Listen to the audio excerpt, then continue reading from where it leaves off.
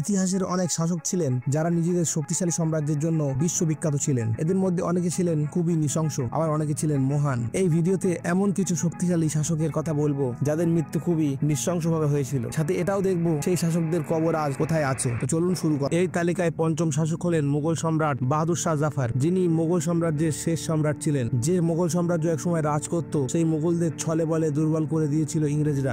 বাহাদুর শাহ জাফর ইংরেজদের বিরুদ্ধে যুদ্ধ ঘোষণা করেছিলেন। তখন মুঘলদের থেকে ব্রিটিশরা অনেক শক্তিশালী ছিল, তাই ব্রিটিশদের সামনে টিকতে পারেনি মুঘল সেনারা। যুদ্ধে হেরে ব্রিটিশদের কাছে বন্দী হন দ্বিতীয় বাহাদুর শাহ জাফর। সেই সময় তাকে রেঙ্গুনে পাঠিয়ে দেয় ইংরেজরা। আবার 1862 সালের 7ই নভেম্বর 87 বছর বয়সে খুবই কষ্ট পেয়ে তিনি মারা যান। বলা হয় তার শেষ ইচ্ছে ছিল তাকে যেন তার পরিবারের পাশে দিল্লিতে কবর দেওয়া হয়, কিন্তু ইংরেজরা তার শেষ আশাকে পূরণ করেনি। বাহাদুর শাহ জাফরকে রেঙ্গুনে কবর দেওয়া হয়েছিল। এই তালিকায় চতুর্থ শাসক হলেন এরতাগুল গাজী। ইতিহাসে যতজন শক্তিশালী শাসক ছিলেন তাদের মধ্যে তিনি অন্যতম। লাগাতার মঙ্গলদের আক্রমণে যখন মধ্য এশিয়ার মানুষ ভেঙে পড়েছিল তখন তিনি সবার মাসিহা হয়ে সামনে এসেছিলেন। এরতাগুল গাজী অটোমান সাম্রাজ্যের ভিত তৈরি করেছিলেন, তবে তার মৃত্যু কোনো যুদ্ধ বা রোগের কারণে হয়নি। তিনি দীর্ঘদিন দেশ শাসন করেছিলেন। আর 1280 সালে বার্ধক্যের কারণে তার মৃত্যু হয় এবং তার কবর তুর্কির সাগুট শহরে রয়েছে। এই তালিকায় তৃতীয় শাসক হলেন তৈমুরলং। ইতিহাসে একজন শক্তিশালী শাসক ছিলেন তৈমুরলং, যিনি ভারতের দিল্লি জয় করেছিলেন। জীবনের শেষ মুহূর্তে এসে তিনি ঠিক করেছিলেন চীন দখল করবেন, আর এই কারণে তিনি তার বিশাল সৈন্যবাহিনী নিয়ে চীনের দিকে অগ্রসর হয়েছিলেন। আর সেই সময় তার কাছে যে শক্তিশালী সেনাবাহিনী ছিল তাতে তিনি যুদ্ধে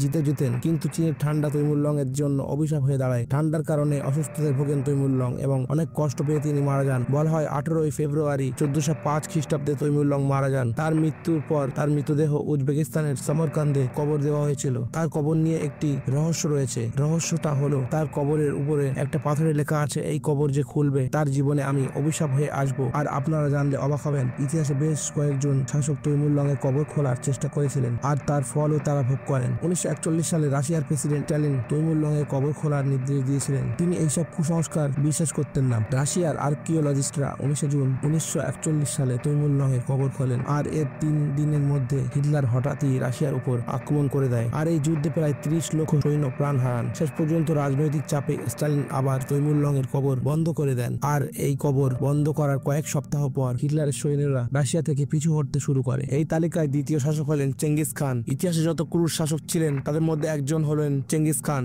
4 কোটি মানুষের হত্যাকারী ও হাজার হাজার মহিলা ধর্ষণকারী এই চেঙ্গিস খানের মৃত্যু আজও রহস্য হয়ে রয়ে গেছে। তিনি কিভাবে মারা গিয়েছিলেন এই নিয়ে সঠিক কোনো তথ্য ইতিহাসে পাওয়া যায় না, কারণ চেঙ্গিস খান নিজেই চাননি তার মৃত্যু নিয়ে মানুষ বেশি চর্চা করুক। অনেকে মনে করেন চেঙ্গিস খানের মৃত্যু একটি অজ্ঞাত রোগের কারণে হয়েছে, আবার কেউ মনে করেন চেঙ্গিস খানের মৃত্যু একটি যুদ্ধে আহত হওয়ার কারণে হয়েছিল। মৃত্যুর সাথে সাথে চেঙ্গিস খানের কবরও একটি রহস্য হয়ে রয়ে গেছে, কারণ আজ পর্যন্ত এটা জানা যায়নি যে চেঙ্গিস খানের কবর কোথায় আছে। অনেক ইতিহাসবিদ মনে করেন চেঙ্গিস খানকে কখনো কবরই দেওয়া হয়নি, বরং তার মৃতদেহের উপর দিয়ে হাজার হাজার ঘোড়া দৌড় করানো হয়েছিল যাতে তার শরীরের অবশিষ্ট না থাকে। আর এটা চেঙ্গিস খানের নিজেরই ইচ্ছে ছিল। তিনি মৃত্যুর আগে নিজের উত্তরাধিকারীদের কাছে এই আদেশ দিয়ে যান যে মৃত্যুর পর তার কবর বা মৃতদেহের খোঁজ যেন কেউ না পায়, আর হয়েছিল ঠিক তাই। এই তালিকায় প্রথম শাসক হলেন আলাউদ্দিন খিলজি, যাকে অনেকে মহান আবার অনেকে নৃশংস ভাবেন। তবে আলাউদ্দিন খিলজির জীবনের শুরুটা কিন্তু সহজ ছিল না। সুলতান হওয়ার জন্য তিনি অনেক লড়াই করেছিলেন আর ভারতে অনেক বড়